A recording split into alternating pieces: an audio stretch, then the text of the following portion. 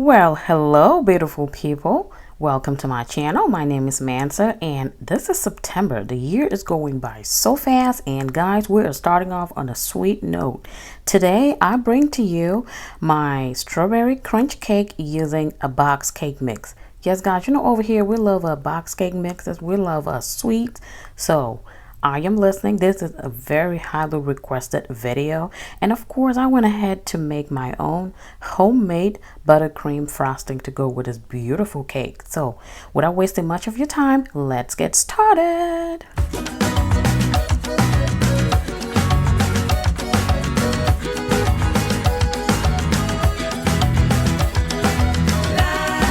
So the first part of this video is our strawberry crunch crumble, and this is a no-bake crumble. Now I will be using today these Nila wafers. You can use any vanilla wafers or cookies of your choice. I like this one because it's so affordable and very tasty. To that I will be adding 1 pack, and this is a 3-ounce pack of the strawberry gelatin. So this is the jelly mix and not the instant pudding mix. There is a big difference, so you need the jelly mix for that.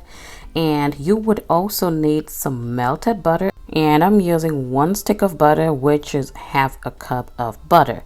Now we're gonna go ahead and crumble these cookies. All I'm gonna do is just put them in a Ziploc bag and just beat it up with my rolling pin. You can also use a meat tenderizer or anything you can use. All right, so all we want to get is a crumbly texture. Now how fine you want to go would actually depend on you, but I leave some chunks in it. So this is what it looks like after I crush them, and I use the whole box. Now to that I'm going to empty out the pack of strawberry gelatin mix and also add in the melted butter, which is supposed to be a room temperature. Very important. These are the only 3 ingredients that you need because the vanilla wafers are already flavored and very tasty, so you do not need anything else. So just go ahead and mix all those ingredients together. You will get somewhat like a wet texture, so it's okay, don't panic. That is exactly what you want to see. It just means that that butter is doing its job. So after I get everything well incorporated, you can see that the color looks so good. Now you want to take a tray or a cookie sheet and then just spread it all over. You just want to make it like a thin layer. Spread it as much as possible because we want to get out any excess moisture. That melted butter needs to dry out a little bit so that our crumbs will be actually crumbly and not wet, if you get what I'm saying. After we get that flattened out, I'm going to cover it up with a parchment paper, and I like to put mine in the refrigerator just because the butter can congeal a little faster and it will dry up really fast. Moving on, we're going to go ahead and make the start of the show, which is our cake. And of course I am using my Duncan Hines Perfectly Moist Strawberry Supreme. It is a very delicious mixture. I really like it. It says it's made with real strawberries, and I kind of believe it. I do believe it actually because it does taste so good. Anyway, this is a mixing bowl. So for today the recipe does ask for a cup of water, and I would say that is a big no. Never use water for your box cake mixes. Today I am going with buttermilk. We're adding a whole cup of buttermilk, and that is because I'm going for a very dense texture. Okay, now next it does ask for 3 large eggs, and you already know the drill, baby. I am adding an extra egg, so here we go. 4 eggs at room temperature. Next it asks for a 1/3 cup of vegetable oil. You already know we're not doing that. Okay, for this recipe I will be using 1 cup of melted butter. Again, I am using my Kerrygold butter. This recipe also works perfectly with oil, so you can also use 1 cup of oil instead of butter. Now we're not done with our wet ingredients. We're gonna bump up that vanilla flavor, and here goes our pure vanilla extract. You just need 1 teaspoon of that.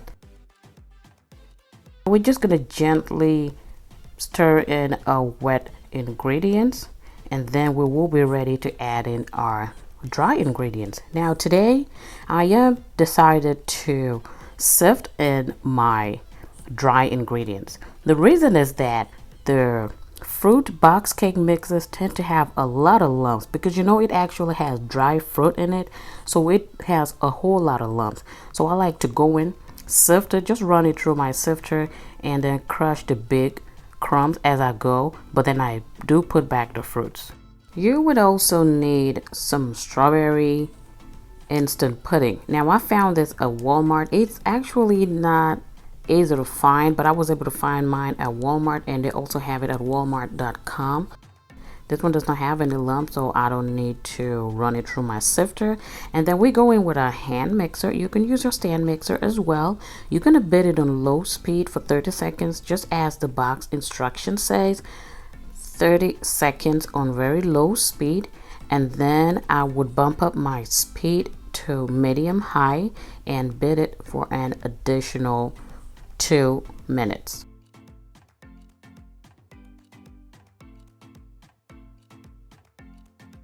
You would notice that we're going to achieve a very thick batter because remember, we are using buttermilk. Anytime you want to go for that densely rich cake mix, always go for buttermilk. It is going to give you that texture and more.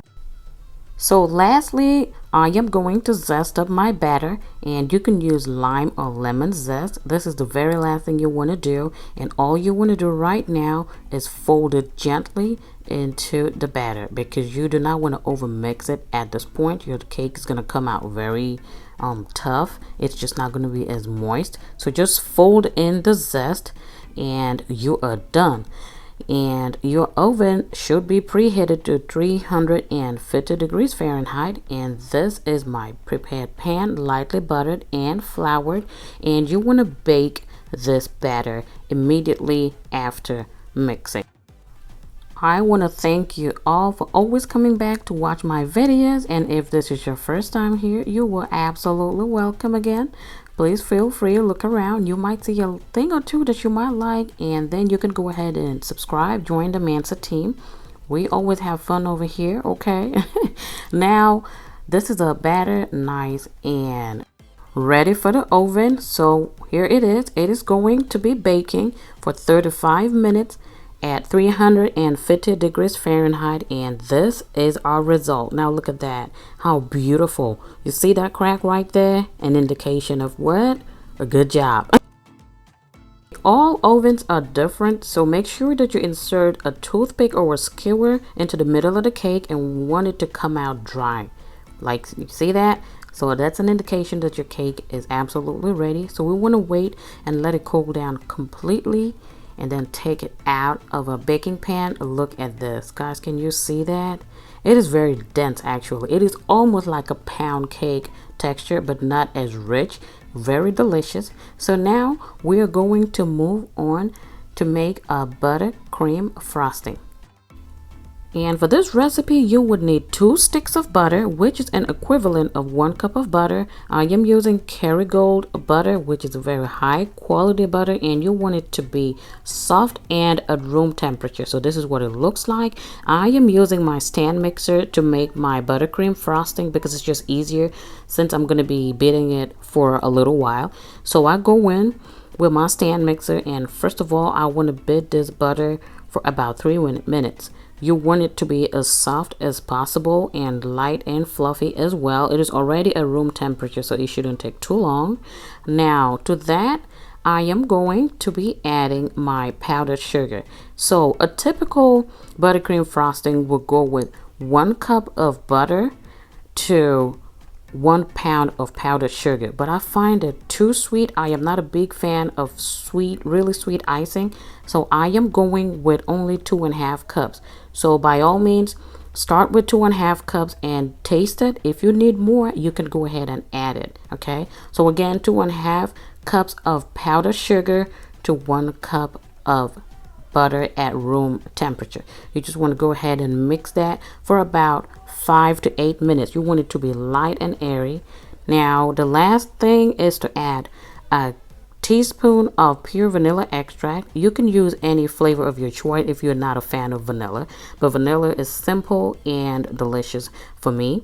Now this is what it's going to look like. I beat it for a good 8 minutes. Guys, can you see how airy and light this is. This is very delicious. The right amount of sweetness for me. Again, taste it and add more sugar if you do require more. Now, it is now time to assemble this cake. We need to frost it and add our crumbles. So relax and enjoy. And if you were, please don't forget to give this video a big old thumbs up. It really helps your girl over here. Give this video a thumbs up if you like it. Feel free to share with your friends and family. Now, I got the buttercream frosting on our cake, and our crumble is out of the refrigerator. As you can see, it is dry and very crumbly. Just the texture you want. It is perfect, and those Nila wafers really do the job over here. So now you're just gonna go in and put the crumble all over your frosted cake. Since the cake is already frosted, it is going to stick onto it without any issues. And now if you're like me, you want more of that, you can go ahead and pat it a little, like you tap it into the cake so that you will get the maximum coverage. And here we go. We're just going to make it a little nicer and just go in with a little buttercream, you know, frost it a little bit, make it look nice. Isn't that pretty? Now, let me tell you, this cake is so delicious, guys. The holidays are fast approaching. I know. I hate winter, but the holidays are almost here. It is September. Can you believe that? But yeah, this is that perfect recipe that you want to save and go back to during the holidays.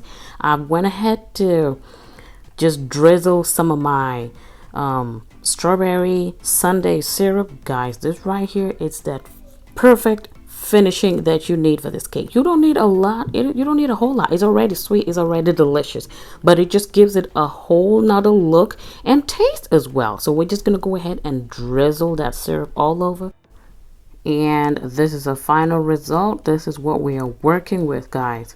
Absolutely delicious. I so love it.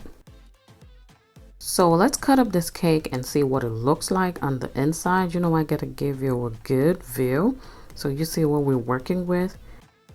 And moment of truth, there it is, guys. Look at that. It is beautiful. It looks so beautiful, almost too good to eat, you know, but it is actually very delicious as well. So yeah, like I said, this is one recipe that you might want to save and get back to during the holidays. It is almost here. It is very delicious. That homemade frosting makes a whole lot of difference. If you guys want to see more box cake videos or specific ones, please make sure to just drop a comment. I always try to take notes. I have a whole lot coming up. I have a lot for you guys. Get ready for me. Get ready, okay? Get your notification bells on because it's about to get lit over here. Now I have a birthday shout out today. My sister Wald of Tar here on YouTube. I love you so much, baby sis. This cake is especially for you. Thank you guys so much for watching, and I'll catch you in my next one. Y'all stay safe. Bye.